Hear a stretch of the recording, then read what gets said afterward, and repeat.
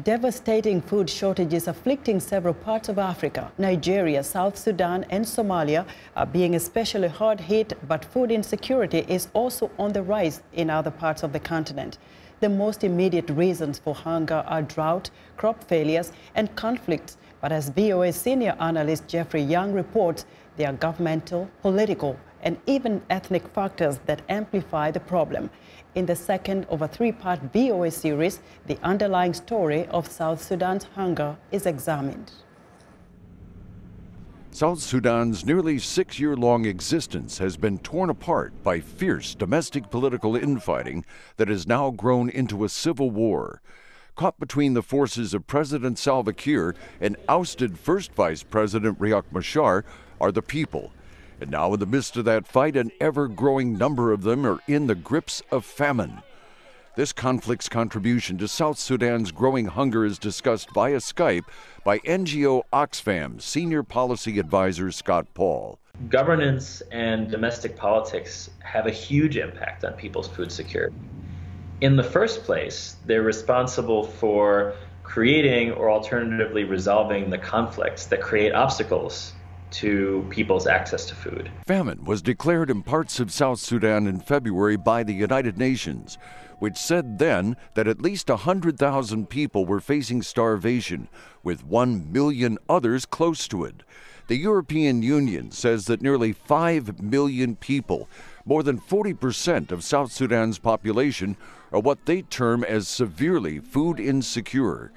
More recent reports say the country's northern Bahr-e-Ghazal region has nearly 300,000 people who could die without immediate and sustained food aid.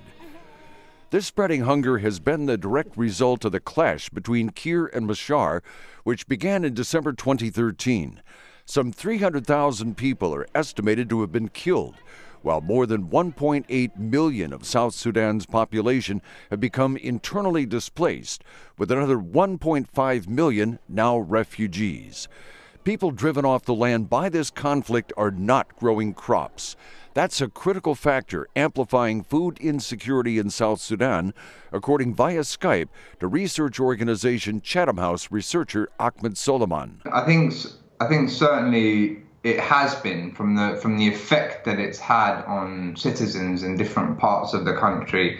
The fact that people have been prevented from planting, harvesting their crops, and you've had cycles of displacement for over 3 years in the country. It's bad enough that South Sudan is hungry as a consequence of conflict which empties farm fields and hampers vital relief efforts.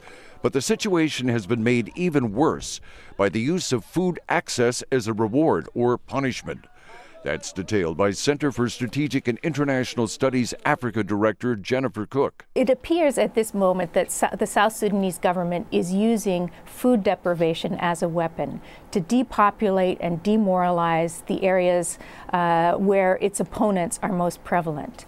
But while food is being used as a weapon to coerce President Kiir's opponents, this practice is also gaining growing condemnation among the international community.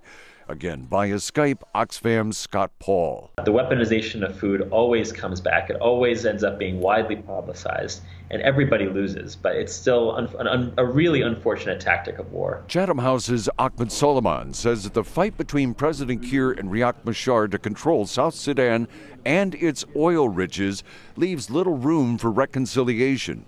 And while civil war rages, relief NGOs struggle to reach and address the ever-growing areas of starvation caught between this clash of strongmen in death's lengthening shadow. Jeffrey Young, VOA News.